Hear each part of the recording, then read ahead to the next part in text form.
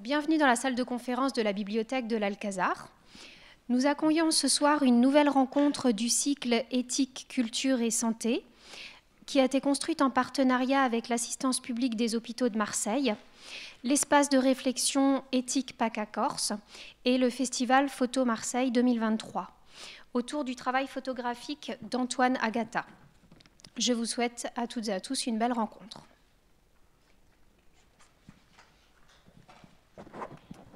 Bonsoir. Voilà, Christophe Assot, directeur du Festival Photo Marseille. Juste quelques mots pour vous expliquer l'origine de cet événement. Donc, je suis également photographe à la PHM, l'Assistance publique des hôpitaux de Marseille. Et durant le début de la crise sanitaire, je réalise des images au sein des services Covid, et notamment à la Timone et à l'IHU. Et donc je croise Antoine Agata à l'IHU qui vient faire un portrait du professeur Raoult pour le New York Times au mois d'avril. Et on se recroise ensuite quelques semaines plus tard, je crois que c'était au mois de mai-juin, au service de réanimation des urgences de la Timone. Et Antoine était en train de réaliser des images pour ce projet Psychodémie avec sa caméra thermique. Et on discute un petit peu de son projet. Et à cette époque, donc, je me suis dit que ça serait une bonne idée de le montrer dans le cadre du festival et de confronter ces images avec la vision que peuvent avoir du personnel hospitalier du travail d'Antoine Agata. Il se trouve que cette année, pour la 13e édition du festival, Antoine fait également partie de l'exposition collective Traversée, qui est organisée avec la Bibliothèque nationale de France et le ministère de la Culture sur la place Bargemont jusqu'à dimanche. Et donc, à cette occasion, voilà, nous l'avons invité avec l'APHM, et également l'espace de réflexion éthique PACA Corse. Et voilà, donc je tiens à remercier l'Alcazar d'accueillir cet événement. Et je donne la parole à Perrine Malzac, directrice de l'espace de réflexion éthique PACA Corse. Merci. Merci. Alors, bonjour à tous. Merci d'être là en cette fin de journée pour voir ces photos, voir ce travail et puis en discuter avec Antoine Agata et puis avec le directeur de l'Assistance publique des hôpitaux de Marseille, avec le professeur Velli qui est chef de service d'animation, voilà. Et puis vous, en tant que citoyen, en tant que peut-être professionnel de santé, vous allez pouvoir nous dire ce que ces photos vous font d'une certaine manière et ce qu'elles réaniment de souvenirs éventuels de la pandémie, qui n'est pas si loin. Voilà, alors je vous explique en 2 mots comment les choses vont se passer. On va regarder là dans un premier temps une projection d'un petit film avec des photos de ce projet, Psychodémie. Puis ensuite, je laisserai la parole à Antoine Agata qui nous expliquera un petit peu comment il a construit ce projet, qu'est-ce qu'il a voulu faire, qu'est-ce qui s'est imposé à lui, enfin bon. Et ensuite, il pourrait y avoir un temps aussi de prise de parole de François Crémieux, directeur de l'APHM, et du professeur Lionel Velli, chef de service d'anesthésie-réanimation à l'Assistance publique hôpitaux de Marseille, qui nous diront aussi leur vision, leur lecture de ces photos. Je vous prie d'excuser Joyce Brunet-Jailly, doctorante en philosophie, qui aurait dû être là et qui est souffrante et malheureusement ne pourra pas être là. On pourra échanger ensuite avec vous, et puis il y aura un deuxième temps de projection de photos et un deuxième temps d'échange. Voilà un petit peu comment vont se passer ces quelques 2 heures où on va être ensemble. Voilà, je ne sais pas qui c'est qui lance les photos. Toi.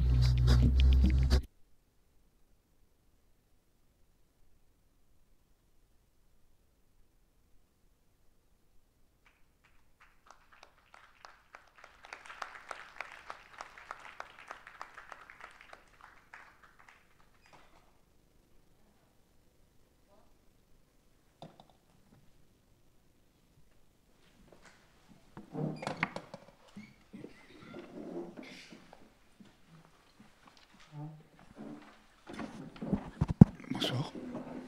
Bonsoir. Voilà, donc peut-être on va vous laisser la place, la parole, Antoine d'Agata, pour nous expliquer, enfin je ne sais pas, pour dire ce que vous voulez en dire. Voilà. Bonsoir et merci. Déjà quelques mots peut-être à la décharge de ce qu'on vient de voir. C'est une projection qui a été construite en juin 2020, c'est-à-dire juste quelques jours après la fin du confinement, où j'étais encore totalement dans l'énergie de cette période-là. Je crois que j'ai fait pendant cette période spéciale 13 000 photos. J'ai travaillé d'abord dans la rue, et ensuite dans une dizaine d'hôpitaux en France, et je crois que j'avais envie de mettre toutes les images dans le film, donc c'était compliqué. Donc d'où le rythme. Mais voilà. Après, je sais pas.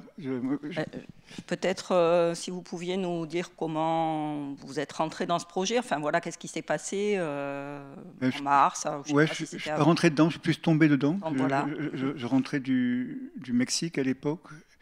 Et donc, voilà, enfin, il se passait tout ça. Et il a fallu décider en quelques jours si je restais à Paris.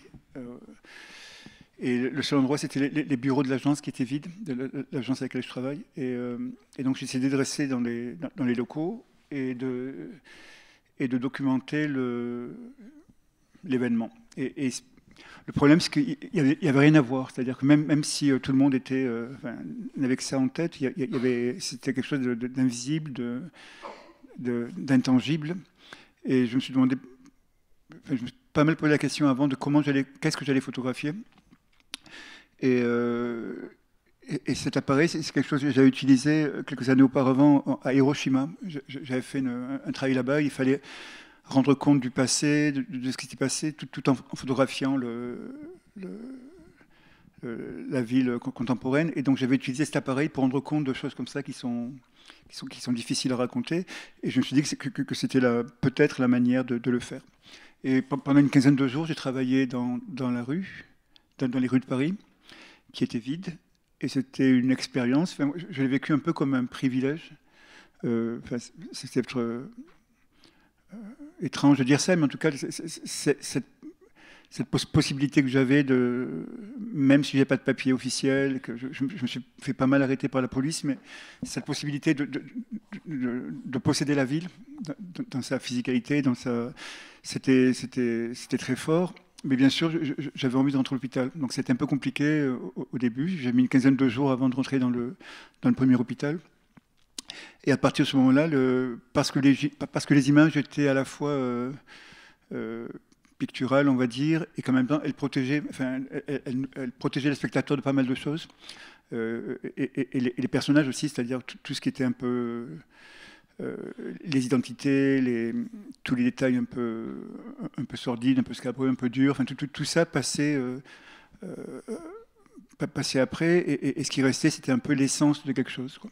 Et donc j'ai travaillé comme ça d'hôpital en hôpital. Il y a 2 hôpitaux en particulier qui m'ont, à la Timone bien sûr, mais 2 hôpitaux qui m'ont laissé travailler en résidence, c'est-à-dire que je suis resté 8 jours à Bordeaux, et à Bagatelle, à Bordeaux et à Nancy, au CHU de Nancy, où j'ai pu rester une semaine, jour et nuit, et circuler à ma guise dans les services, avec bien sûr chaque fois des réunions avec les personnels soignants. On mettait au point des protocoles de ce que je pouvais faire, pas faire, demander, pas demander, les questions d'autorisation, les questions de droit à l'image, les questions, plein de choses, parfois aussi les décès, jusqu'où je peux photographier, enfin voilà. Donc, mais ces 2 périodes-là ont été particulièrement intenses parce que effectivement, je me suis retrouvé voilà, dans une situation forte. Après, c'était toujours fort.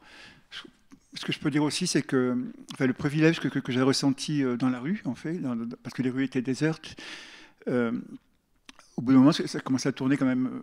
C'était assez bizarre comme composition, et je ne voyais pas grand monde. Et en fait, d'entrer dans les hôpitaux, ça a été un autre type de privilège.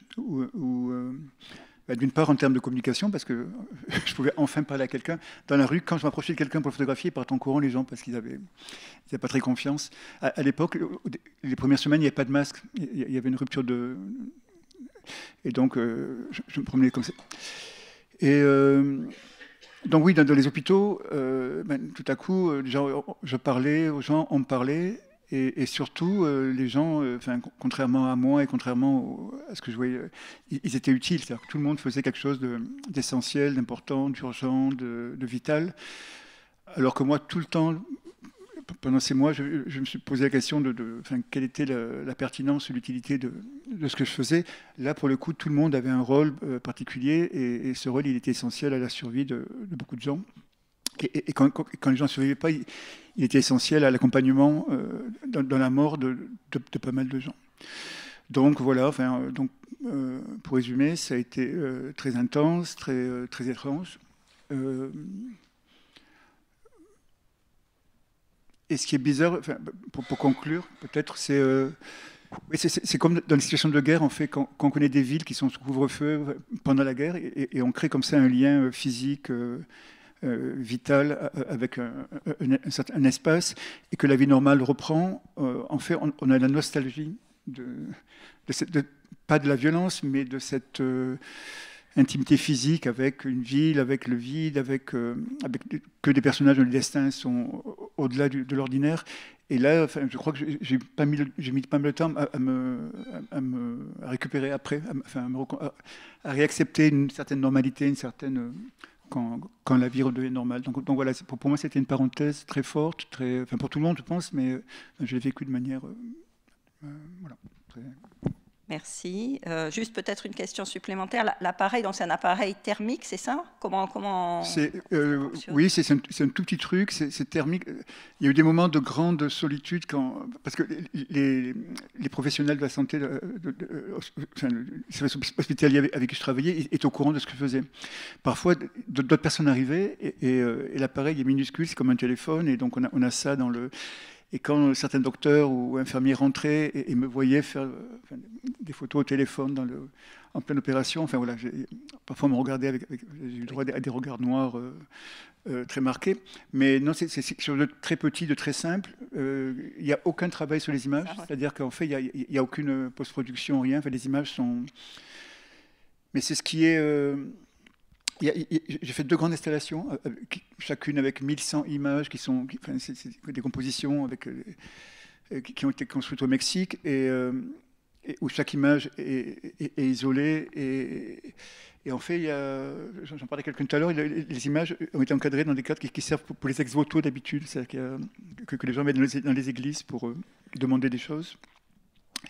Et effectivement, étrangement et bizarrement, cet appareil donne un certain degré de spiritualité ou quelque chose d'essentiel. Moi, je ne suis pas du tout mystique, au contraire, mais là, il y a quelque chose qui ressort, et c'est purement une technique. Donc, l'appareil ne mesure pas les températures, il mesure les écarts de température. Ce qui fait aussi que les photos que vous avez vues... Alors là, les images de jour, la rue, c'était souvent le jour, pas seulement, mais souvent. L'hôpital, c'est souvent des lumières, des néons, des choses très, très froides et très... Il y a beaucoup d'images qui ont été faites de nuit aussi, et bizarrement, en fait, l'appareil réagit de la même façon à toutes les lumières, puisqu'il ne mesure que l'écart de température.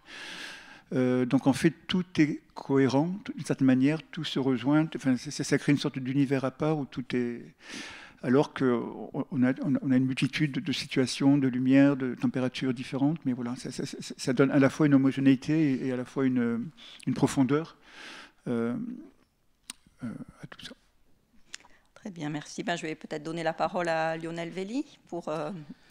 Merci beaucoup. Alors, ce film assez intense nous fait replonger dans une période qui a été une période très particulière de notre vie, qu'on espère n'avoir vécu qu'une fois et qu'on ne vivra qu'une fois.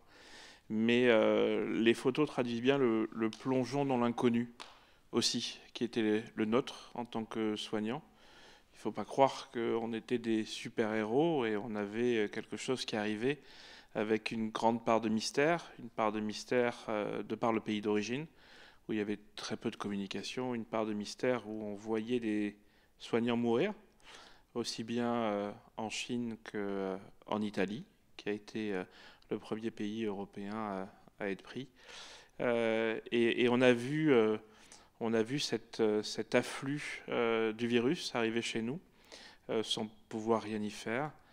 Et ce confinement, alors ce confinement, nous, on ne l'a pas vécu en tant que soignants.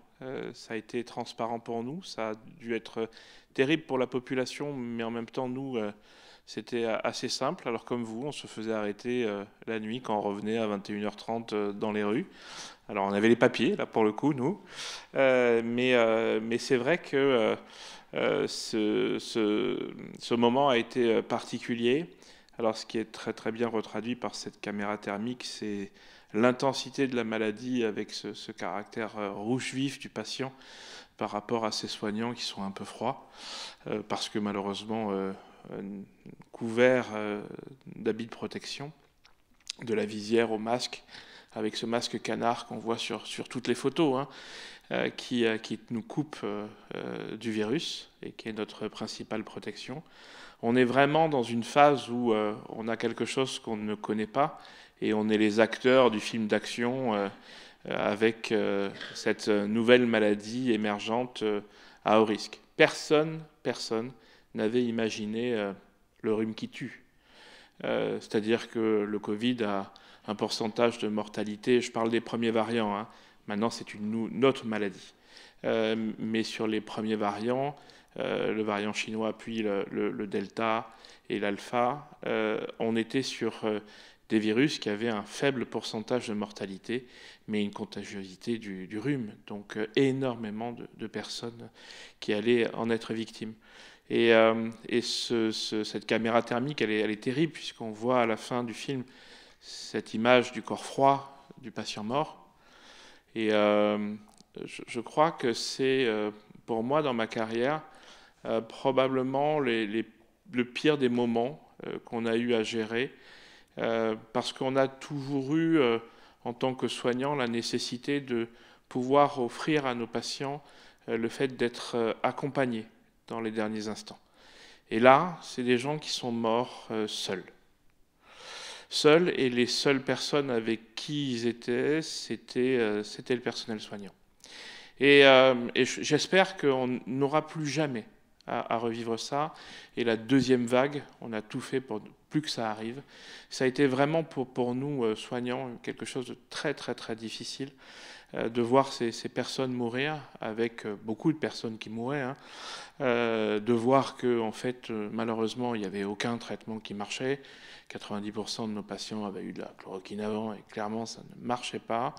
Et donc, on était dans cette phase où on voyait pas que des sujets âgés, hein, on avait des jeunes patients qui arrivaient, qui étaient en plein dans leur carrière, hyper actifs, avec leur ordinateur, qui envoyaient des mails le lundi quand ils arrivaient dans la structure, malheureusement qui commençaient à avoir des paramètres scannérographiques catastrophiques et qui le vendredi mouraient seuls. Et donc ça, pour nous, ça a été terrible. Et on voit bien ces corps tout froids à la fin et les décès qui ont été liés à ça. Et puis après, on a eu d'autres sentiments où, après avoir été les héros, on a été les antis, parce que quelque part, on empêchait la société de vivre, le temps d'adapter le système de santé pour que puisse perdurer une pandémie et que les gens soient correctement pris en charge. Et en même temps, surtout, l'urgence était à reprendre un système de santé pour toutes les autres maladies qui ont été délaissées, où les gens ont eu aussi peur de venir à l'hôpital et donc sont restés chez eux. Et ça a eu un impact très important.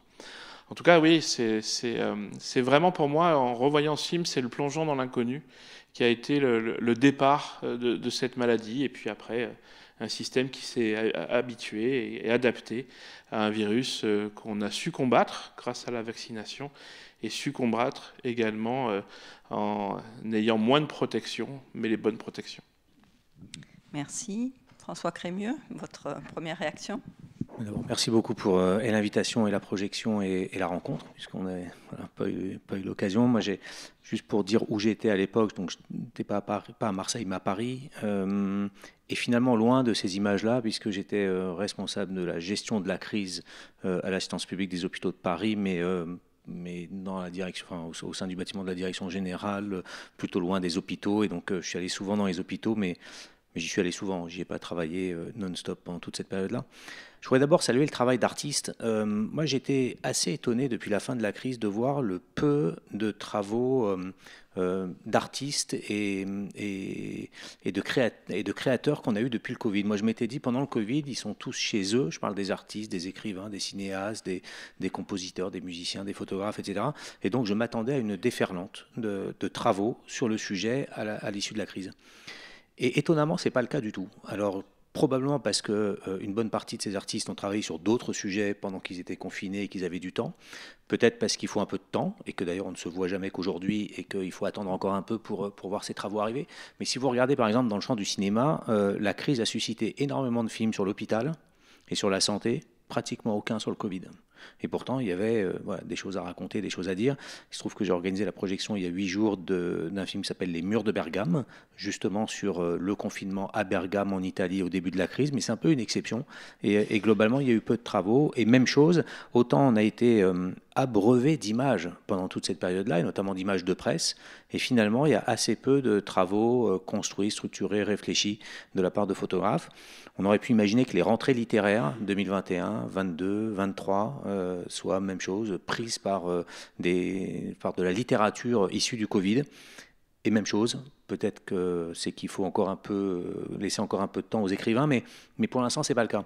Alors pourquoi est-ce que je voudrais insister sur ce point-là? C'est parce que je pense que le paradoxe de cette crise, et les images le montrent en partie, c'est que c'est sans doute l'une des crises qu'on a le plus vécues dans nos chairs respectives, quelle qu'ait été notre place à ce moment-là, qu'on ait été soignant ou pas, qu'on ait été actif ou pas, qu'on ait été bloqué chez soi ou au contraire un peu libre de mouvement. Donc c'est à la fois une crise qu'on a vécue dans nos chairs respectives comme probablement pratiquement aucune autre. La plupart des crises, elles se passent loin de nous et elles concernent les autres. Une crise climatique, c'est souvent les autres. Une crise de guerre, c'est souvent les autres. Une crise économique, c'est plus souvent les autres que nous. Là, c'est une crise qu'on a tous vécue à peu près en même temps et dans les mêmes circonstances. Non seulement c'est une crise qu'on a tous vécue, mais c'est une crise qu'on a vécue avec une intensité comme pratiquement aucune autre. C'était du matin au soir et du soir au matin. On a pensé pratiquement qu'à ça. On n'a parlé que de ça entre nous. On n'a parlé que de ça à nos enfants. Toute notre vie a tourné autour de ça. C'est une crise dont la presse nous a fait des retours comme sur aucune autre. Et pourtant, je pense que c'est une crise qu'on a très mal comprise. Et je pense qu'encore aujourd'hui, on n'a pas bien compris ce qui nous est arrivé. Peut-être en partie parce qu'on l'a tous vécu avec une forte intensité, mais finalement par un tout petit bout de la lorgnette, qui était celui dans lequel on regardait, encore une fois, quelle qu'a été notre position à cette époque-là. Et je trouve que le film renvoie en partie ça, et rappelle que par exemple les soignants ont probablement très mal compris ce qui se passait en dehors de l'hôpital. Tous les soignants hospitaliers ont été pris par ce qui se passait à l'intérieur, mais on a été, par exemple, pour parler de manière très concrète, un peu pris de surprise à la fin de la crise, de voir l'impact que la crise avait eu, et le confinement en particulier, sur les enfants sur le plan psychique. On pourrait pourtant s'attendre à ce que des soignants, moi j'ai contribué à plaider pour des confinements, parfois à appeler nos plus hautes autorités avec une urgence absolue en disant il faut maintenant que vous agissiez tout de suite et urgemment parce que nos hôpitaux vont pas tenir, et notamment à Paris pendant la première crise. On aurait pu s'attendre à ce que nous, professionnels de santé au sens très large, on anticipe immédiatement les conséquences qu'allait avoir ce type de demande ou ce type de décision sur, par exemple, la santé psychique des enfants. Je ne dis pas qu'on l'a découverte complètement a posteriori, mais pas loin. Et je pense qu'encore aujourd'hui, et dans une certaine mesure ces images le montrent, on était tellement d'un côté ou de l'autre, à l'intérieur ou à l'extérieur, dans un endroit et pas dans un autre, que finalement, je pense que, par exemple, ça, on a eu du mal à le comprendre, de même qu'on a compris sans doute trop tardivement l'impact qu'avait eu le confinement et l'isolement des personnes âgées dans les EHPAD. C'était pourtant d'une évidence absolue que de mourir de manière solitaire, pour quiconque avait lu un peu de littérature ou vu des films, c'était un des éléments les plus tragiques de la vie que de mourir seul. J'ai contribué à ma place, là où j'étais, à plaider pour qu'on soit strict sur les conditions de visite dans les EHPAD, à un moment en février où on avait une inquiétude, y compris d'ailleurs que le virus touche les enfants. Donc si on se remet dans la période, on peut y compris comprendre a posteriori pourquoi est-ce qu'on a plaidé pour un certain nombre de décisions, pour qu'on a agi dans certaines directions. Mais encore une fois, je trouve qu'on a à l'époque mal compris. Et pour prendre un autre exemple que celui des EHPAD, il y avait celui des prisons. Moi, j'ai été absolument paniqué tout le mois de février que le virus rentre dans les prisons. Et donc, on a mis énormément d'énergie à faire en sorte que le virus n'entre pas dans les prisons et les maisons d'arrêt. Et il se trouve qu'il n'y est pas rentré. Alors, en partie parce qu'on avait sous-estimé le fait que c'était déjà des lieux fermés. Et que dans des lieux fermés, les virus circulent par définition moins, mais en tout cas, ça aurait pu être un des scandales de la crise. Ça l'a pas été, parce que globalement, en France, ça n'a pas été le cas forcément partout ailleurs. Et donc voilà, je voulais saluer ce travail d'artiste pour cette raison-là. Et puis enfin, et ma dernière remarque, c'est de dire que je trouve qu'il manque à cette tribune, et on en parlait à l'instant, des soignants. Parce que je trouve que, quand je dis des soignants, je ne parle pas de Lionel Velli qui est anesthésiste réanimateur, mais des infirmières, des infirmiers, des aides-soignants, parce que je trouve que ce que ce film rappelle aussi, c'est que dans cette période où on était isolés les uns les autres et où globalement toucher des corps était la dernière chose à faire, il y a une catégorie de la population qui a touché des corps du début à la fin de la crise. Beaucoup de médecins, y compris beaucoup de chirurgiens qui aidaient dans les retournements de malades, dans les salles de réanimation, mais que globalement quand même, la plupart de ces photos qui montrent des gens prenant soin de malades, c'était principalement, on l'a souvent dit, mais voilà, je tenais à le répéter, d'une part plutôt des paramédicaux, et d'autre part, pour 80% d'entre eux, des femmes. Merci. Est-ce que vous voulez rajouter quelque chose, Antoine, ou on passe directement aux réactions de la salle? Juste un mot, effectivement, chez Bordeaux, où la nuit, donc je circulais dans le service, et c'était un des services Covid était assez spécial, c'est que des personnes âgées, et qui étaient trop fragiles pour supporter les traitements, donc qui circulaient sans masque. Enfin, certains circulaient, d'autres étaient allongés. Et là, effectivement, je pense aux infirmières, j'ai eu quelques visions comme ça. Les images ne sont pas à la hauteur de la réalité des situations, parce que c'était d'une force terrible, mais des infirmières à genoux auprès des malades qui leur caressaient le front, enfin, voilà, des choses qu'a priori on n'imagine pas comme un geste médical ou un geste de soin, mais c'était vraiment de la... Enfin alors je ne sais pas si c'était la tendresse, mais je ne sais pas ce que c'était, mais en tout cas, il y avait des choses que je ne m'attendais pas à voir, qui étaient très fortes. Et dans ces images-là, ce que j'essaie de faire, au moment d'éditer les images, enfin de les choisir, il y a beaucoup des gestes qui sont des gestes de... Enfin, les infirmières, les aides-soignants nettoient les corps, mais beaucoup de ces gestes de soins, en fait, comme les détails disparaissent, ce qui reste, c'est des gestes empathiques, enfin, c'est des gestes d'empathie, je n'ai pas les mots, mais voilà, des choses qui sont d'ordre beaucoup plus émotionnel que ce qui n'était dans les... Et en fait, ces deux choses-là, pour moi, restent liées, intrinsèquement liées.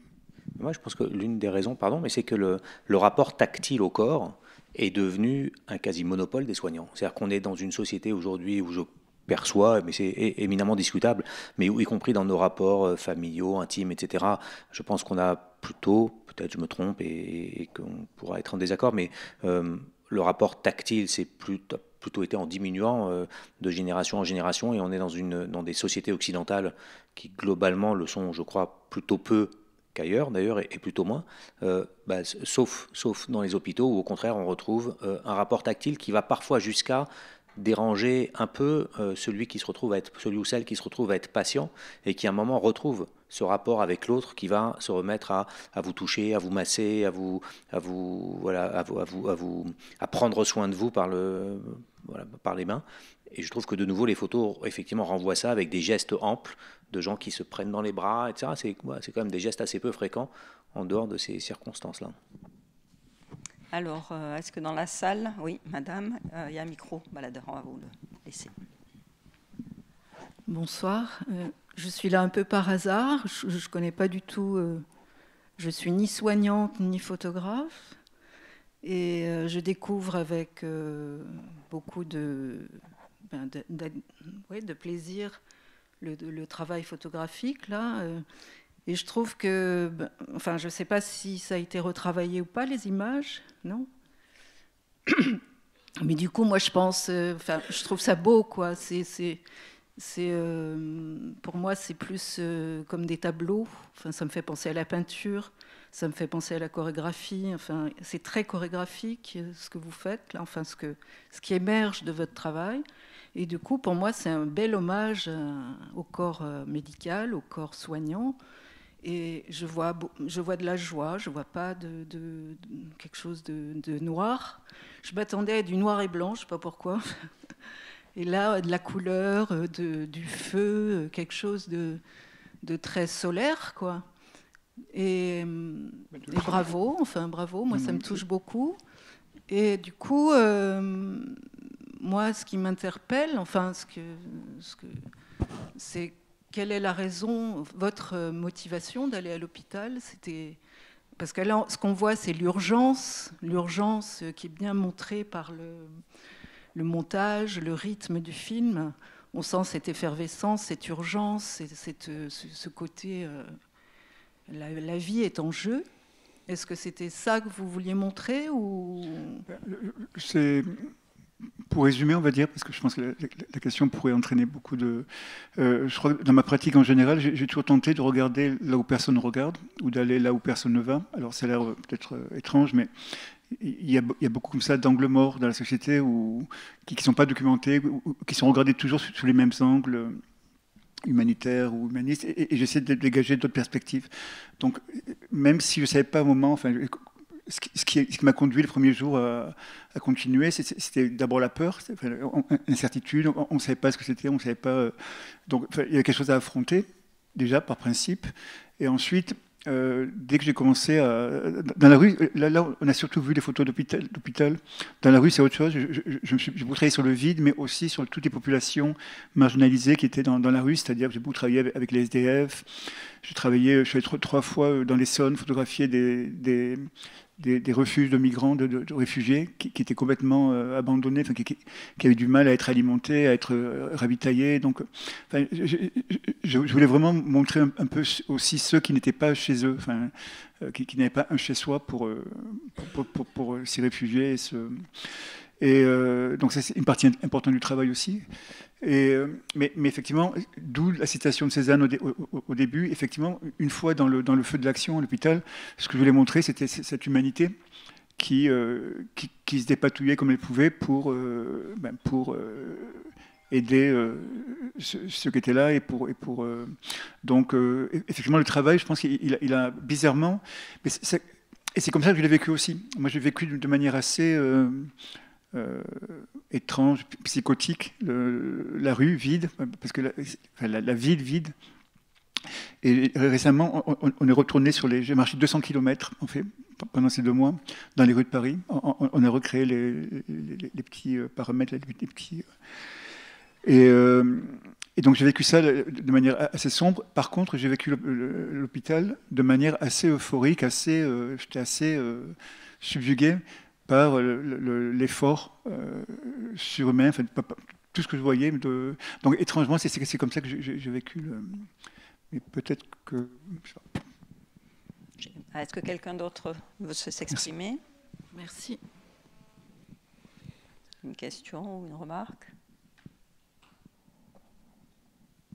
pour ce travail, ou sur la façon dont vous-même vous avez vécu d'ailleurs cette période? Est-ce que ces photos retraduisent en partie ce que vous avez vécu? Effectivement, il y a les 2 aspects, la rue et... Non, je sais pas, professeur Velli, peut-être. Non, mais sur l'euphorie de l'hôpital, oui, c'était une période qui était une période de team building. Tous les jours, il fallait motiver les équipes, et elles étaient surmotivées, inventer. On a énormément inventé, on a énormément été aidés. Et c'est vrai que ça a été des moments de cohésion d'équipe qui étaient merveilleux, avec tous les problèmes qu'on peut aussi avoir une équipe de soignants, avec des gens qui sont divorcés, et la question de est-ce que je dois voir mes enfants, est-ce que je peux voir mes enfants pendant cette période de confinement, avec des gens qui n'ont pas vu pendant 1 mois leurs enfants parce qu'ils étaient dans l'autre partie de la famille et qu'ils s'étaient dévoués aussi à prendre en charge les patients. Donc, encore une fois, l'hôpital n'a pas connu le confinement, et donc c'était l'effervescence au quotidien, avec une part on va dire d'hystérie qu'il fallait moduler aussi, parce que ça pouvait partir dans tous les sens, et donc il fallait réguler ça.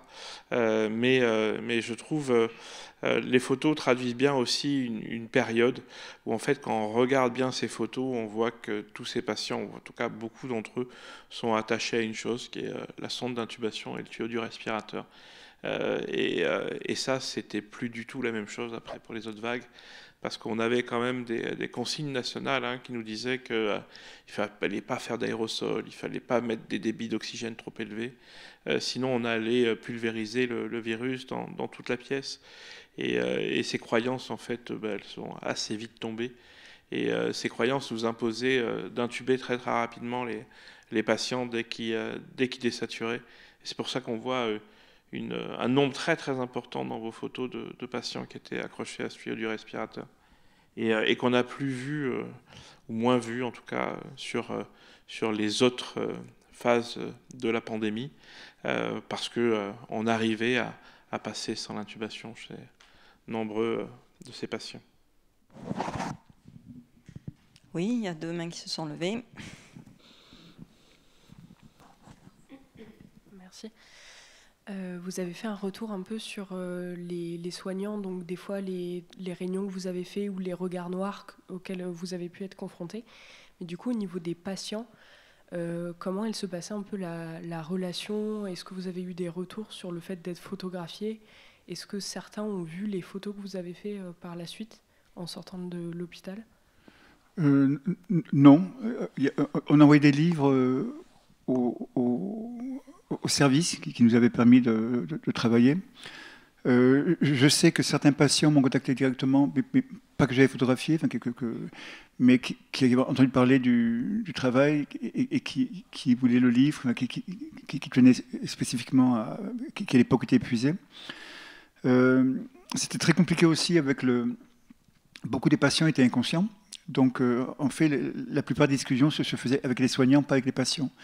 Et on avait donc parce que les images rendent anonymes, entre guillemets, les personnes, il y avait cette possibilité de photographier sans leur accord, mais toujours avec l'accord des patients qui étaient chargés de...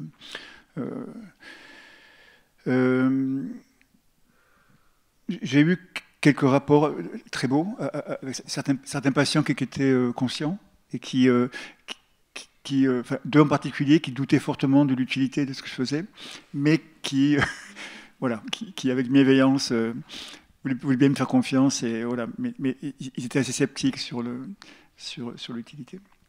La question, c'est ça. Enfin, il y avait un autre aspect à la question. Non, c'était ça, le lien avec les patients et leur accord, mais effectivement, moi je trouve que votre dispositif fait que ça pourrait être n'importe quel patient, n'importe où, pas dans le monde, parce qu'évidemment on voit quand même une médecine hyper technique, mais on voit bien en France dans des services.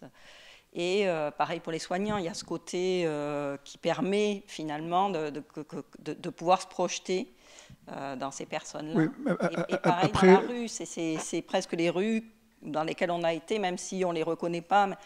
Il y a ce côté, je trouve, qui universalise un peu. Mais c'est un des côtés. Alors, je ne vais pas me plaindre parce que, encore une fois, je considère comme un privilège cette possibilité de circuler, de rentrer dans des lieux qui ne sont pas forcément faciles à pénétrer. Mais parfois, on ne se sent pas très bien. Et effectivement, quand on est dans une pièce et qu'il y a une infirmière ou une soignante qui est en train de nettoyer, de caresser, de réconforter un patient qui est conscient ou pas, qui a mal ou pas, enfin, et qu'on est là avec un appareil pour faire des photos, c'est pas très glorieux comme position. On ne sert pas à grand-chose a priori, on n'est pas très utile à plein niveau. Donc, enfin, moi, en tout cas, est-ce que j'imagine d'autres photographes font, c'est qu'on se réfugie un peu dans l'effort d'essayer de créer des choses qui sont un peu à la hauteur de ce qu'on voit. On se rassure sur le fait qu'on documente aussi. On fait des images qui idéalement vont rester et parler de choses auxquelles les gens n'ont pas accès. Mais voilà, il y a toujours ce mélange de culpabilité, de doute, on se questionne. Je crois que pratiquement tous les soirs, je me demandais, voilà, qu'est-ce que je suis en train de faire? Après, on a le choix entre arrêter et pas arrêter. C'est pour venir aussi à quelque chose que vous avez dit tout à l'heure aussi sur les artistes qui ont travaillé ou pas, je pense, en tout cas, pas mal de gens que je connais vivent un peu mal cette période de confinement qu'ils ont vécu, parce que effectivement, ils n'ont pas été victimes de guerre, ils n'ont pas été blessés, c'est quelque chose qui est à la fois tragique, tout le monde l'a vécu de façon intense, et en même temps c'était anodin, c'est-à-dire ça se résumait à de l'ennui enfermé entre 4 murs, à tourner en rond pour beaucoup de gens. Et pour moi, au-delà du Covid, cette situation, comme beaucoup d'autres, me force à me demander qu'est-ce que je fais. Enfin, est-ce que je me conforte dans une position de spectateur, de consommateur, et que même, voilà, et que je vis les choses sur un écran de télé ou à travers un écran de télé ou à travers un écran d'ordinateur, ou est-ce que par des petits gestes, on tente de faire. Et donc, voilà, dès qu'on tente de faire, il y a plein de questions qui se posent, parfois compliquées à résoudre, mais en tout cas, voilà, l'essentiel, je pense, c'est de tenter d'échapper au sort qui nous est fait et de reprendre un petit peu en main les existences, un minimum autonome et un minimum actif. Je vais juste faire 2 remarques. Le lien avec la guerre, j'ai toujours détesté j'ai toujours non seulement détesté, mais me suis fermement opposé à toutes les analogies qui ont pu avoir à l'époque entre le Covid et la guerre. Et il y en a eu, je ne sais pas si vous vous souvenez, mais énormément. Est-ce qu'on était en état de guerre? Est-ce qu'on devait rentrer dans une économie de guerre? Est-ce qu'on était en droit de rentrer dans un droit d'exception lié à la guerre, etc. Et je pense que cette analogie-là était totalement inadaptée à la fois à la guerre et à ce qui se passait dans les hôpitaux. Mais pourtant, ces photos, moi, me ramènent un peu à la question presque du reportage de guerre.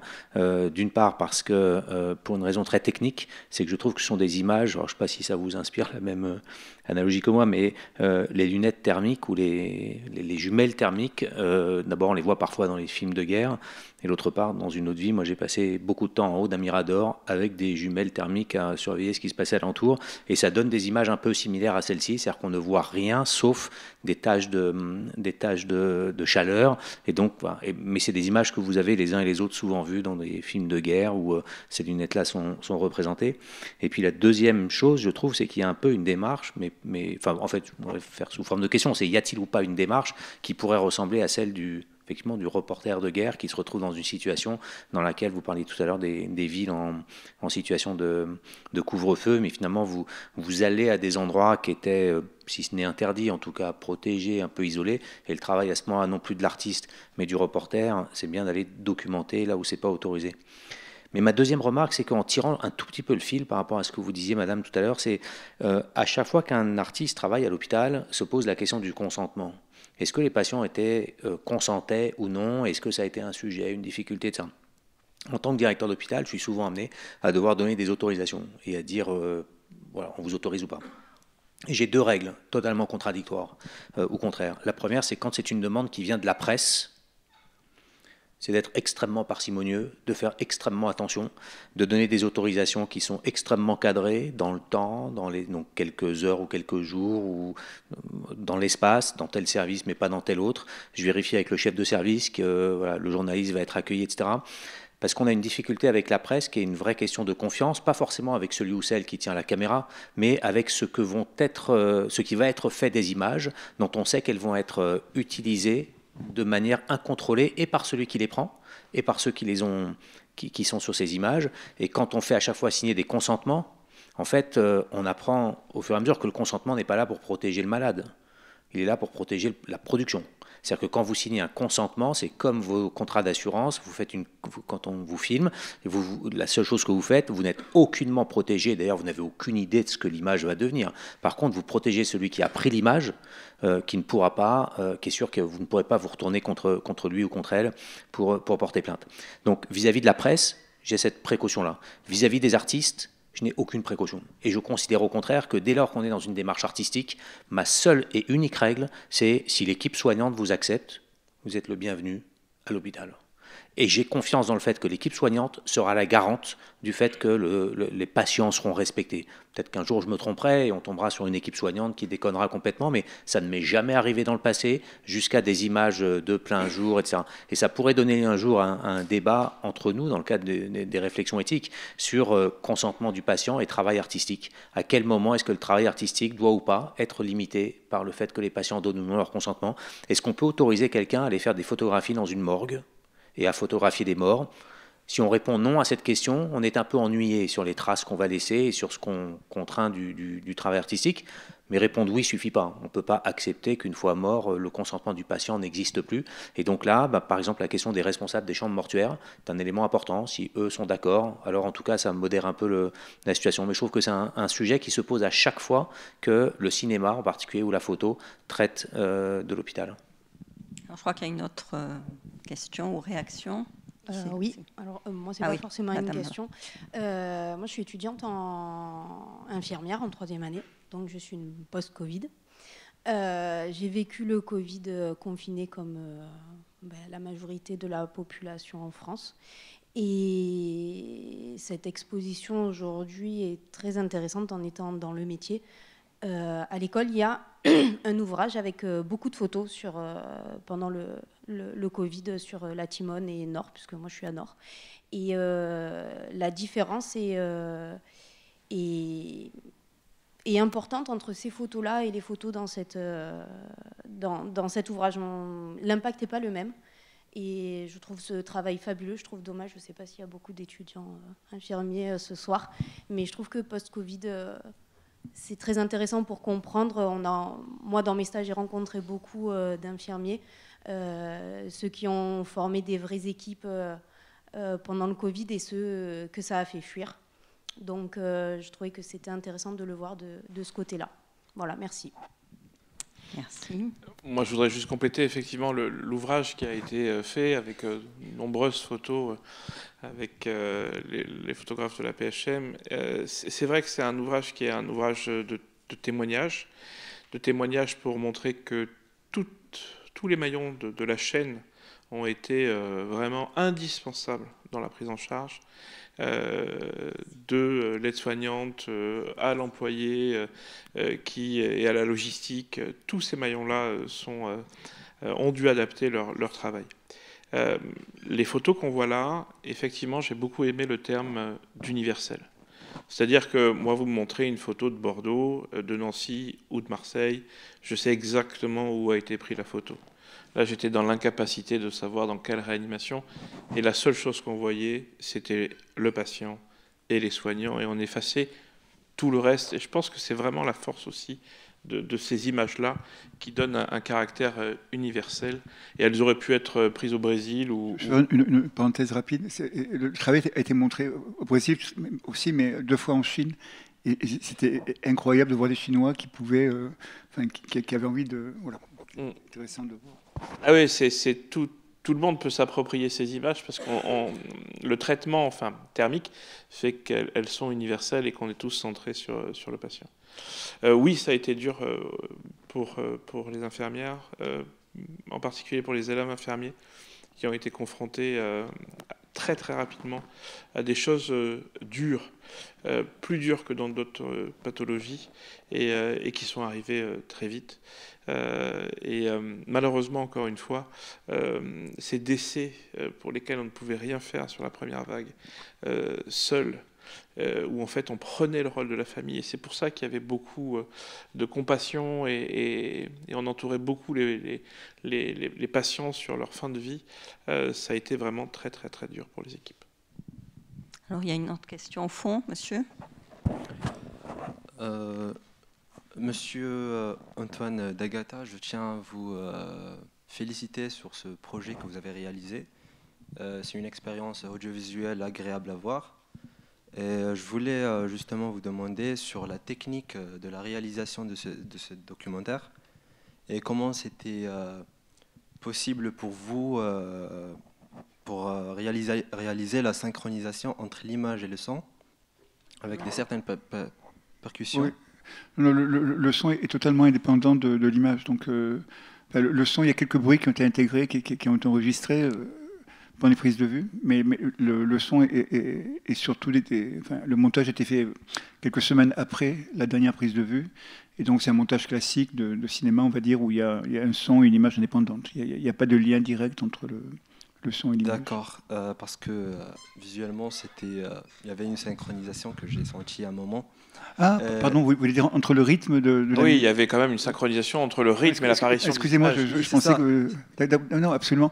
Non, mais c'est l'Opéra de Paris, juste à la fin du confinement, qui voulait mettre sur leur site quelque chose qui était en lien avec la pandémie, et qui m'ont payé 4 jours de studio avec une jeune femme dont c'est le métier.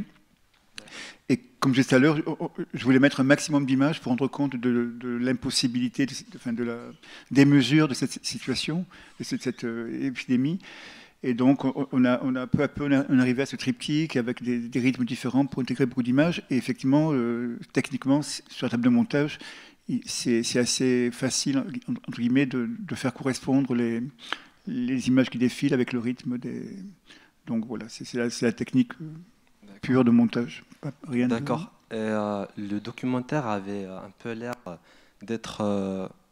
il visualisait une guerre qui était entre une pandémie et l'être humain. D'ailleurs, au début, vous avez mentionné la citation de Paul Cézanne, que nous, les êtres humains, on est des rayonnements de soleil, un peu condensés. Et c'était ça qu'on voyait sur les images, là, quand vous capturez les patients en train de se faire soigner. Et voilà, je trouve ça beau. Non, rayon de soleil, je n'ai pas comme ça, mais effectivement, un peu de chaleur, un peu de ce qui reste, un peu de chaleur. Oui. Dans le cas du confinement où tout le monde était enfermé, où les rues étaient vides, même malades, même fragiles, même en train de mourir, ces humanités-là, je le ressentais comme ça, comme un petit peu de chaleur solaire qui s'éteignait ou qui souffrait, mais qui était là. Donc c'est dans ce sens-là que je l'entendais comme c'est... Encore quelqu'un, oui, au fond aussi, monsieur.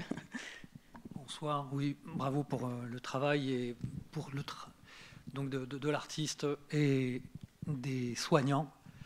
Et dans l'ombre aussi, il y en a eu beaucoup d'autres qui ont parfois dû donc travailler, on le sait, dans d'autres domaines.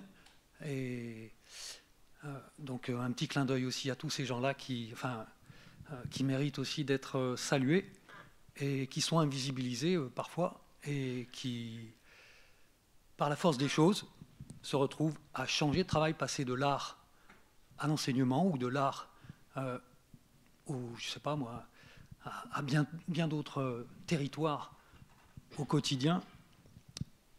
Et ces expériences, peut-être qu'elles sont silencieuses ou invisibles, mais ça serait pas mal, oui, que ça sorte. Ouais.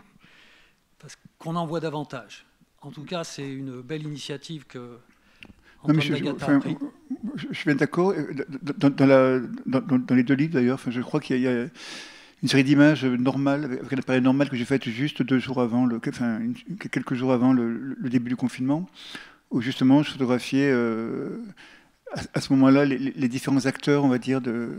Mais ensuite, pendant les semaines de prise de vue, pendant les mois de prise de vue, en fait, les seules personnes que je voyais, c'était soit tard le soir, soit tôt le matin dans le métro. Il y avait tous les travailleurs du confinement. Et effectivement, alors j'en croisais aussi effectivement, soit chauffeurs de taxi, soit les supermarchés, comme ça, les gens qui continuaient à travailler. Mais il y avait surtout aussi des gens qui... tout à l'heure, j'ai dit que j'étais seul dans les bureaux de l'agence Magnum pendant ces 2 mois. C'est pas vrai. C'est-à-dire que 2-3 fois par semaine, la femme de ménage venait quand même le matin nettoyer des bureaux qui étaient vides.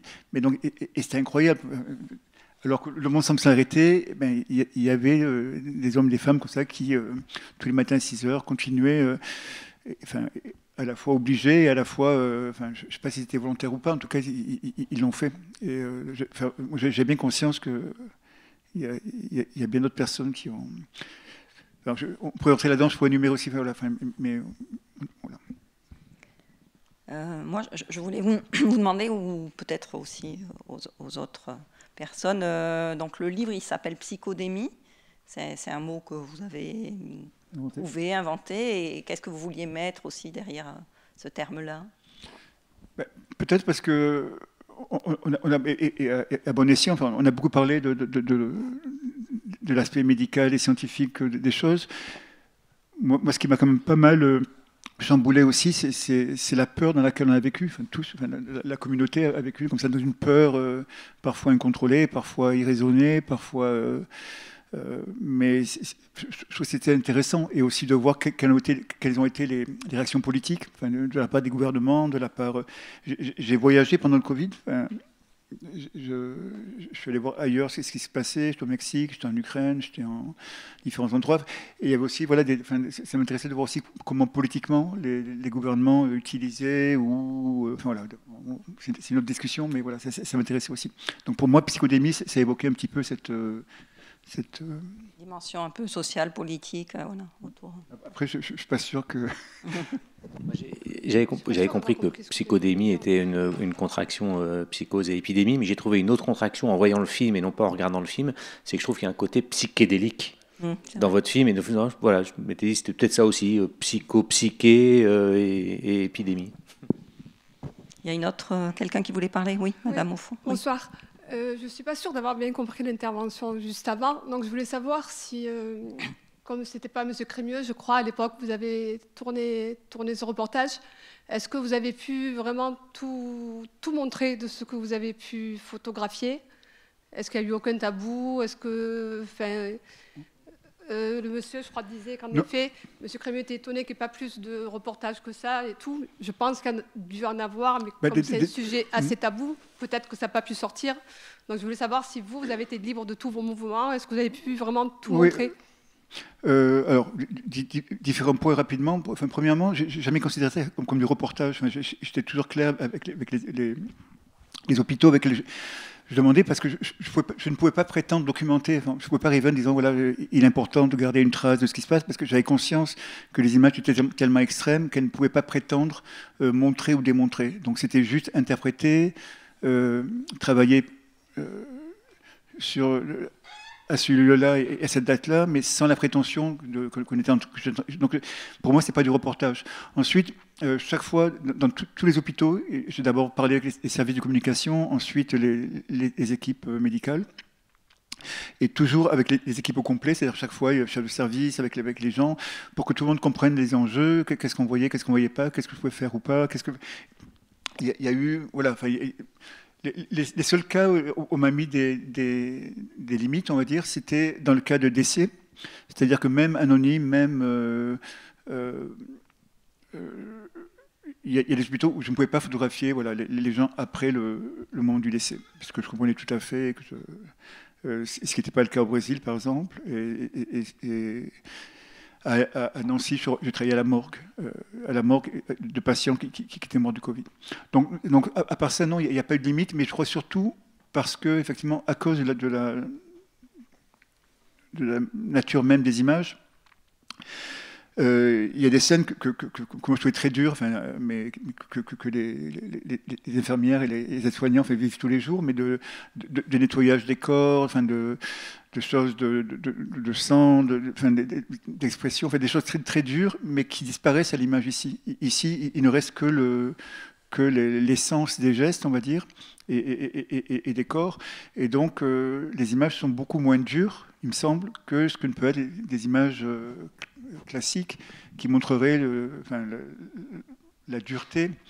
Donc, elles sont dures peut-être à un autre niveau, mais en tout cas, je les trouve plus regardables. Et vous aviez montré vos images à ceux qui vous ont donné l'autorisation pour les convaincre de vous laisser faire? Est-ce que vous avez eu à montrer vos images au service de communication? Les équipes toujours. Et par contre, les patients, une fois que j'avais l'accord des équipes, je leur expliquais ce que je faisais. Mais parfois... Mais pour moi, la photographie, ce n'était pas simplement une manière de documenter et de montrer. Parfois, ça veut dire inventer des langages qui permettent de comprendre, de mettre en question l'entendement qu'on a du monde, la compréhension qu'on a du monde. Vous parliez de morgue tout à l'heure. Je suis allé 3 fois en Ukraine donc, ces derniers mois, pendant la guerre. Et j'ai fait le choix qui est pas artistique, qui est un peu idéologique, un peu artistique, un peu plein de choses, de montrer des... J'étais embauché, entre guillemets, contre mon gré, ou avec mon accord, mais par l'armée ukrainienne pour photographier des corps russes, qui ramassaient au fur et à mesure que les Russes reculaient. Et j'ai photographié donc une centaine de visages de soldats russes morts, que j'ai choisi de montrer. Là aussi, les images réelles, et là pour le coup, n'étaient pas montrables, parce que c'était... La plupart des corps avaient passé quand même des semaines dans la boue, dans la glace.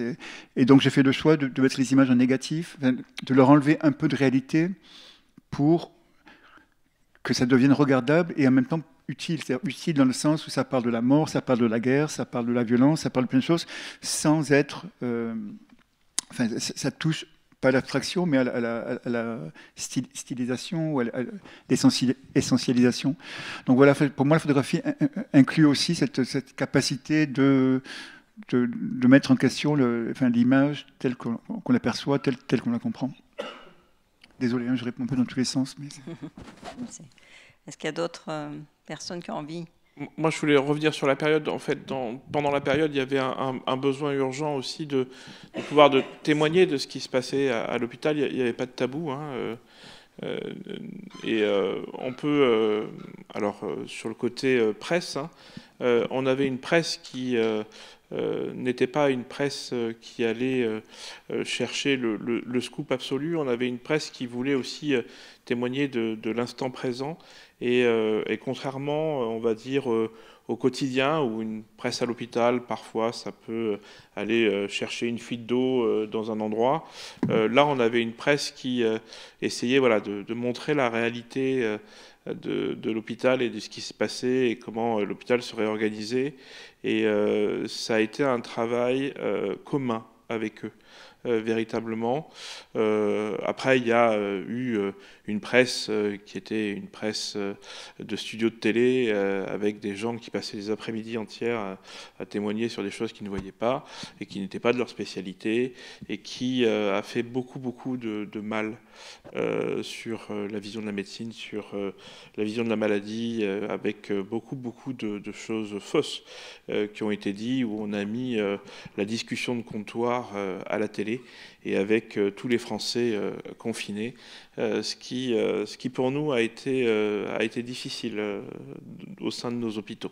Voilà. Mais en tout cas, il y avait un vrai travail. Donc on a deux travaux hein, qui sont dissociés, le travail artistique, mais qui laisse aussi une trace différente et une trace qu'on a vue ce soir. Et moi, j'ai adoré voir ces images vivre en vidéo avec cette musique et une trace plus abrupte où il y avait un respect absolu, en tout cas, de la dignité patient. Et aussi, on avait beaucoup de patients qui voulaient témoigner de la maladie et de la réalité de ce qu'ils vivaient. Un monsieur, au fond, oui, monsieur, vous vouliez. Bon, bonsoir. Moi, j'aurais deux questions et elles s'adresseraient surtout au docteur Crémieux, qui est plutôt... c'est pas Crémieux? Si. Professeur, excusez-moi. Non plus, il est directeur. Directeur. Donc vous êtes plus dans la gestion, c'est pour ça que je voulais vous poser ce genre cette question. Et une au docteur Lévy, qui est anesthésiste et qui est, lui, Lévy, pardon. Professeur. Et je vais y arriver. C'est pas grave. Mais mes fiches ne sont pas à jour. Et voilà, vous avez fait votre mea culpa et je soulignais, j'étais d'accord avec vous, que cette crise au début a été menée d'une main un petit peu de fer. Alors, est-elle à cette époque-là utile pour pouvoir régler le problème? On s'est aperçu que par la suite, non.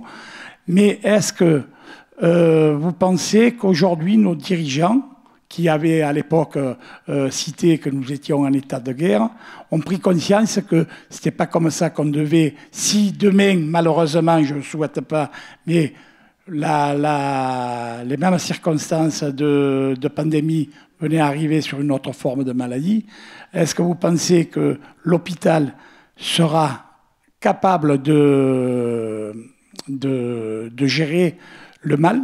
Et de notre côté, est-ce que l'hôpital a suffisamment d'éléments, parce qu'on a parlé longtemps que l'hôpital souffrait de manque de bras, de médecins, d'infirmiers, de personnel soignant, quoi. Est-ce que vous pensez que ça a changé depuis le 2020? Alors, moi, je vais d'abord répondre sur la première partie. On ne fait pas le mea culpa du premier confinement. Hein. Le premier confinement, honnêtement, nous a sauvés. Il faut être clair. Le premier confinement a permis d'éviter le débordement et de ne pas connaître ce qui s'est passé en Italie. Où en Italie, sur la première vague, il y a eu beaucoup plus de morts. Et tout le problème a été, sur les vagues d'après, de trouver le juste milieu. Avec des mesures qui étaient tout à fait ridicules sur vous n'avez pas le droit d'aller au restaurant, mais vous pouvez aller là. Et on n'était plus sur des justes milieux. Mais le confinement a permis d'éviter le débordement du système de santé. Et s'il y a débordement, il y a décès. Et là où on peut être fier, c'est que malgré toutes les critiques qu'on peut avoir, il y a des choses qui sont critiquables. Le pays français qui s'en est mieux, européen qui s'en est le mieux sorti par rapport au Covid et par rapport au pourcentage de population avec un nombre de décès en regard, c'est la France. Et ça, c'est sorti à la fin de l'épidémie, dans la plus grande revue qu'est le Lancet, et c'est indéniable. Donc le système s'est correctement adapté. Malheureusement, il y a eu beaucoup d'erreurs de communication. Malheureusement, il y a eu cette phase un peu de transition entre d'un côté une maladie sans traitement et d'un autre côté une maladie où il y avait la vaccination. Et avec une vaccination qui a mis du temps à prendre dans la population. Et puis après, nous, vraiment, pour nous, ça devenait insupportable parce que malheureusement, 95% des patients qu'on avait en réanimation, c'est des patients qui ne s'étaient pas vaccinés et qui mouraient. Ou qui étaient dits vaccinés, mais qui étaient avec des faux certificats. Voilà. Et donc ça a été dur pour nous et il y avait une forme de colère en nous parce que c'était des places de moins pour des gens qui avaient d'autres pathologies et qui pouvaient en bénéficier aussi. Et donc, il y a eu plein d'aspects dans cette pandémie. Mais pour continuer sur les adaptations du système santé, aucun système ne pourra être adapté à une pandémie d'une grande ampleur. D'accord ? On ne peut pas créer comme ça des lits et des lits et des lits avec des lits qui seront inoccupés. Par exemple, ça a été la stratégie de l'Allemagne. L'Allemagne, quand ils construisent une réanimation, ils n'en ouvrent que la moitié et ils construisent la moitié d'autres lits et ils sont inoccupés. Malheureusement, le jour où ça arrive, les bras, vous ne les avez pas pour faire fonctionner l'autre partie. Vous avez l'immobilier, mais vous n'avez pas la ressource humaine. Voilà. Et toute l'adaptation du système, c'est avec des textes qui sont parus récemment, où on doit avoir ce qu'on appelle une réserve sanitaire, où on doit avoir des infirmières qu'on va faire passer régulièrement en réanimation pour le jour où elles soient en compétence de travailler dans ces structures. Et en compétence, le problème, c'est le maintien de compétences dans le temps, et c'est jamais quelque chose de très facile. En tout cas, le système essaye de s'adapter. C'est pas en construisant des centaines de lits de réanimation supplémentaires qu'on va y arriver. Et alors, je suis réanimateur, donc je pourrais prêcher par ma paroisse, en disant, monsieur le directeur, il faut construire des lits supplémentaires. Non. C'est pas comme ça qu'on y arrivera. Il faut une souplesse dans le système. Il faut pouvoir avoir la possibilité d'étendre les lits, le temps d'eux. Mais tout ça, ça se travaille. On n'est pas encore complètement sorti des aberrations.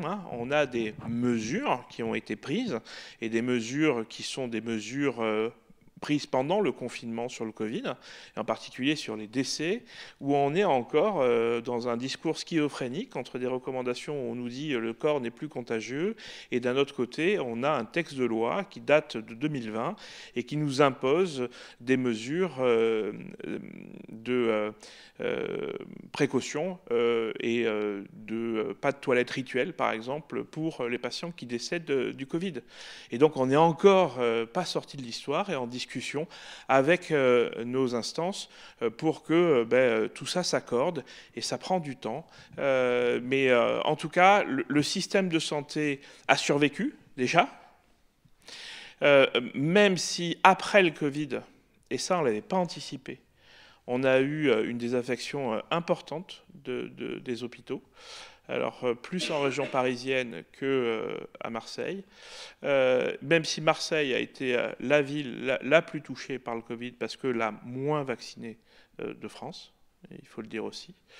Et on a un système qui essaye d'évoluer, de s'adapter, mais aucun système ne permettra de façon pérenne de répondre à une pandémie qui est ultra contagieuse.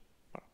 Malheureusement, personne n'a ces capacités-là. Et personne ne les a eues dans n'importe quel pays du monde. Vous voulez pas dire un mot ? Si je peux compléter, je ne sais pas si c'est une bonne distinction, mais moi, à la place qui était la mienne, on s'est beaucoup trompé pendant toute la période du Covid. J'aurais envie de dire, je ne sais pas si c'est une bonne formule, mais qu'on n'a pas fait d'erreur. Pourquoi je dis qu'on s'est trompé, qu'on n'a pas fait d'erreur? Parce que toutes les décisions qu'on a prises tout au long de cette crise, dont on ne savait pas ce qu'allait se passer une semaine plus tard, un mois plus tard, 3 mois plus tard, on ne savait pas en février qu'on aurait le vaccin en septembre, on ne savait pas que les enfants ne seraient pas touchés, ou très peu, au tout début en tout cas, on ne savait pas que les personnes âgées, il valait mieux ne pas les envoyer en réanimation, et qu'elles s'en sortiraient mieux que quand on pensait au début que c'était bien de les faire entrer en réanimation, mais en fait on avait du mal à les en faire sortir. Lionel Velli parlerait ça de mieux que moi.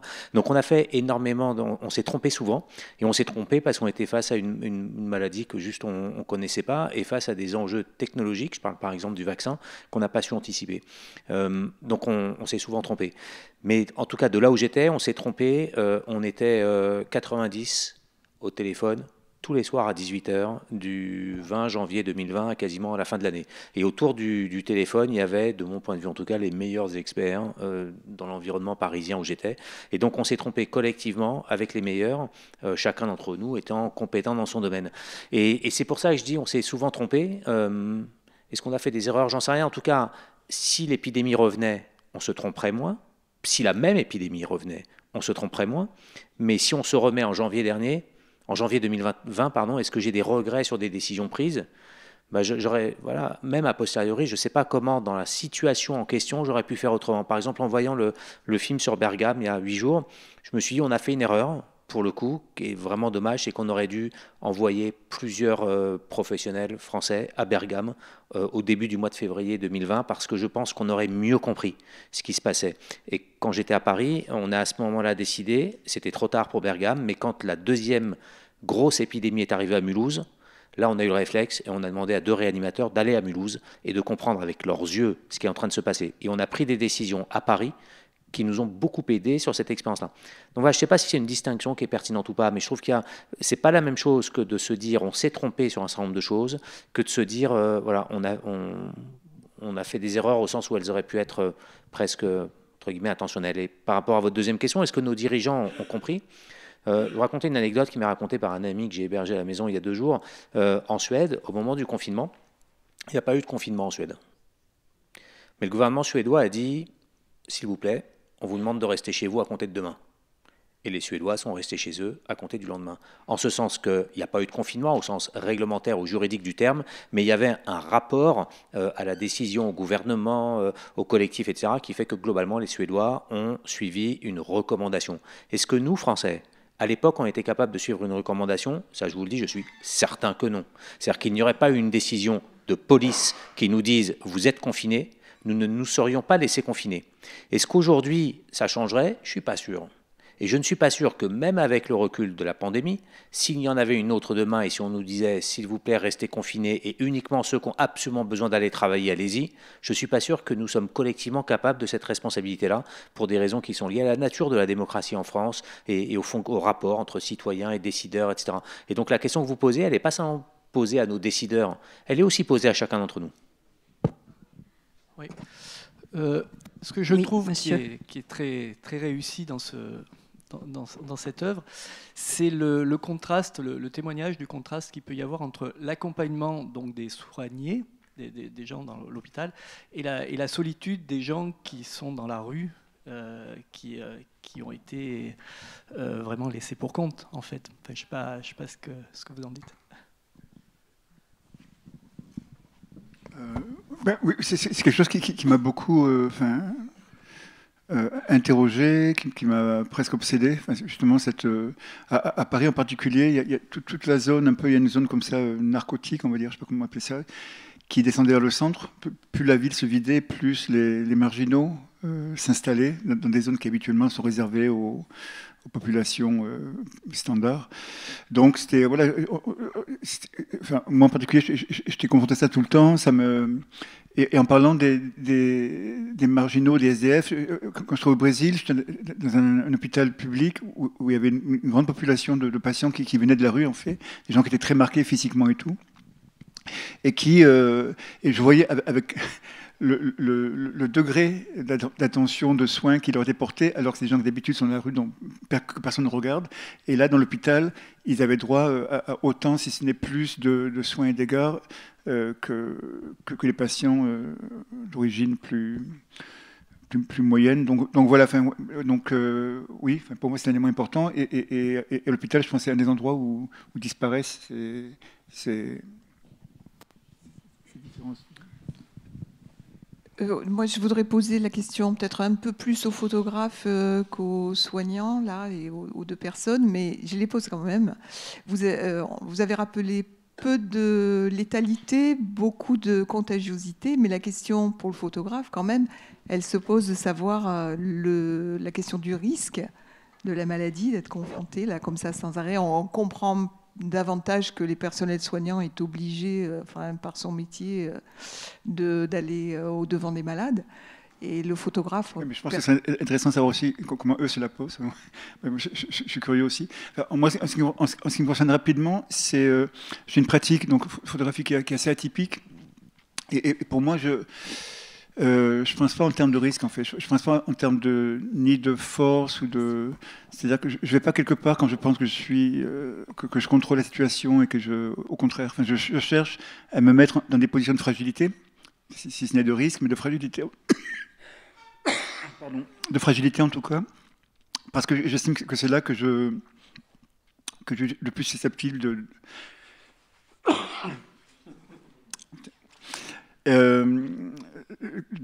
ressentir les choses, d'être à l'écoute, de comprendre.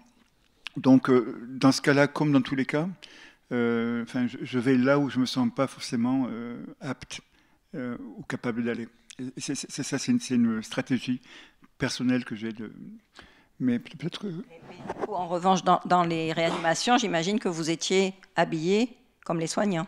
Oui, au point d'ailleurs d'être... Parce que dans la rue, donc, au début, il n'y a pas de masque encore, donc j'allais systématiquement tous les jours pour essayer d'avoir des masques, parce que j'avais peur aussi, on ne sait pas trop quoi, mais... Et par contre, à l'hôpital, j'ai tout vu. J'ai vu ces périodes de pénurie, ces périodes... et je me sentais coupable quand, pour aller d'une chambre à l'autre, on me faisait changer la surblouse, qui est en papier, mais ne serait-ce que ça, de rentrer 10 minutes, sortir, la jeter pour en mettre une autre. Voilà, il y a toujours ce conflit d'utilité. Est-ce que je mérite qu'on balance des surblouses à un moment où ça manque. Mais oui, bien sûr, j'étais un peu cosmonaute comme tout le monde dans l'hôpital. Ouais. Mais juste pour finir en une phrase, je crois donc là, dans mon souvenir, ce qui me faisait le plus peur, c'était de ne pas savoir quel était le risque. Alors, je ne sais pas dans quelle mesure les scientifiques, eux, savaient. Mais ils savaient plus, bien sûr. Mais dans mon optique à moi de photographe, j'avais aucune idée. Je ne sais pas si si ça circulait vite, lentement, si c'était là ou nulle part. Et comme tout le monde en fait. Et donc, plus que le risque, c'était l'ignorance de quels étaient les risques qui étaient pesantes. Peut-être que vous voulez compléter. Nous, on était complètement ignorants à la phase initiale. Hein. Le fait est que c'est parti de Chine et qu'il y a eu très très peu de communication là-dessus. Après, on a une culture ancestrale qui est la situation sanitaire exceptionnelle et le risque nucléaire et biologique. Et donc, on a adopté la doctrine qui est ces combinaisons avec ces masques et ces visières ou lunettes pour se protéger parce qu'on ne connaissait pas l'agent. Il est clair que l'inquiétude, elle a commencé à émerger en décembre, pendant les fêtes de Noël, où on a vu des cas de pneumopathie se multiplier. Et puis après, ce qui nous a fortement choqué, c'est la mort de cet ophtalmologue chinois. Hein. Il avait 33 ans, c'était ce lanceur d'alerte qui avait eu le Covid et qui à 33 ans en était mort.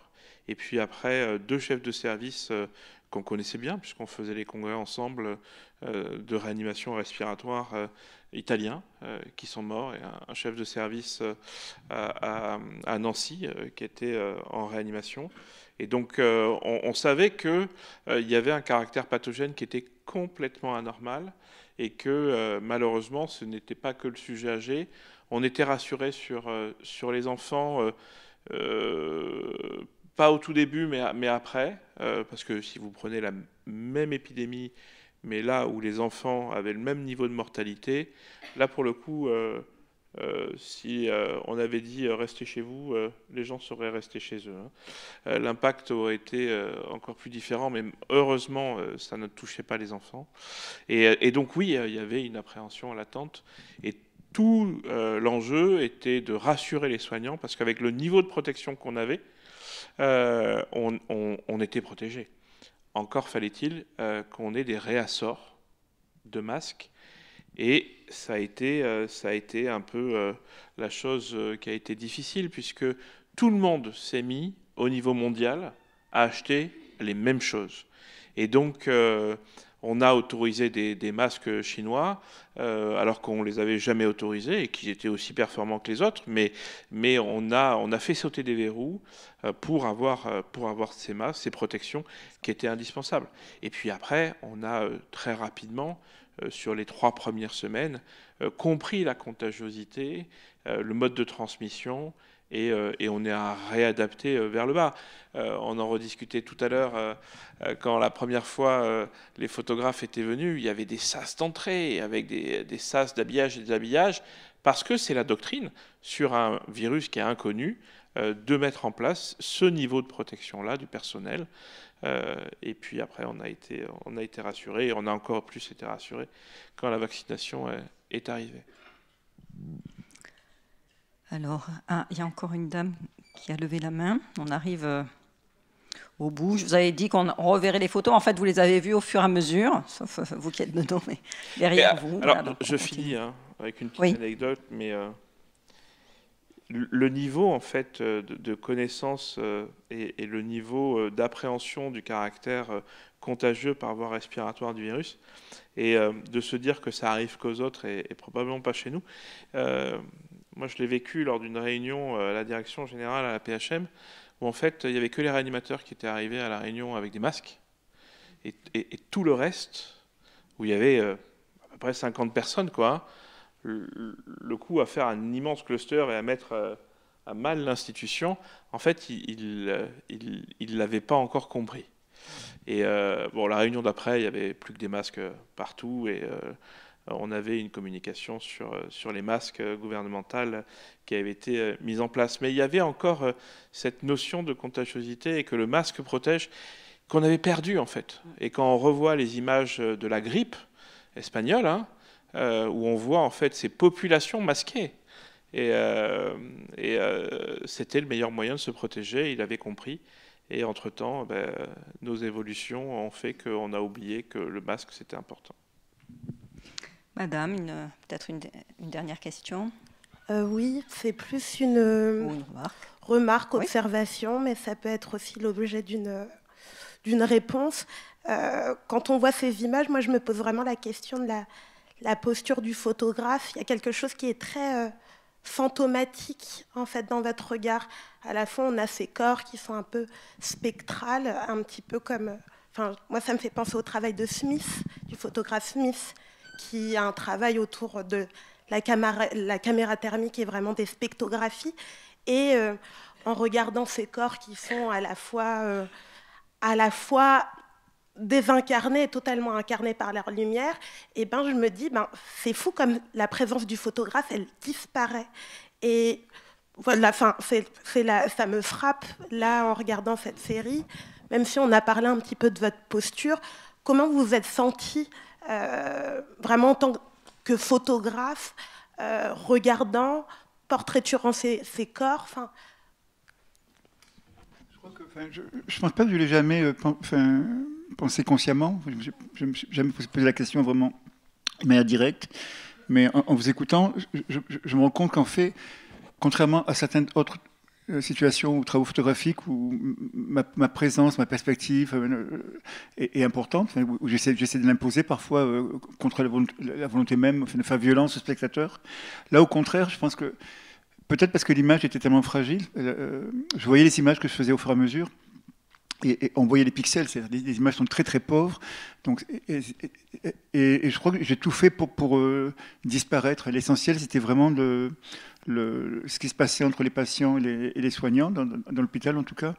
Et du coup, les positions, la hauteur de l'image, je crois que j'ai tout fait pour être le plus invisible possible, pour pas. L'important, c'était préserver le peu d'humanité qu'il y avait dans ces pixels. Et en tout cas, voilà, j'ai tenté d'être le plus neutre possible. Après, il y a aussi le fait que, comme l'appareil faisait tout, il n'y avait plus à chercher les belles lumières. Enfin, voilà, il y avait des problématiques très très différentes que celles qui sont habituelles dans l'acte photographique. Et du coup, tout ce que je pouvais faire, c'était dormir le moins possible, faire le plus d'images possible, être le plus gêné le moins possible dans les salles d'opération ou dans les chambres. Donc voilà, mon rôle était beaucoup plus physique et beaucoup moins artistique que d'habitude, parce que l'appareil, en fait, faisait beaucoup plus que ce que je ne pouvais espérer. Je ne sais pas si j'ai répondu, mais c'est là. Merci. Écoutez, je crois qu'on arrive au terme. On va garder quelques minutes si vous voulez échanger en direct. Et puis après, il faut qu'on quitte la salle, je crois, d'ici 10 minutes. Merci en tout cas. Merci à vous deux et merci à tous.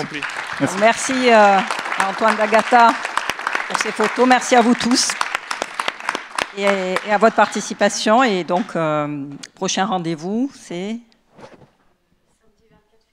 samedi 24 février.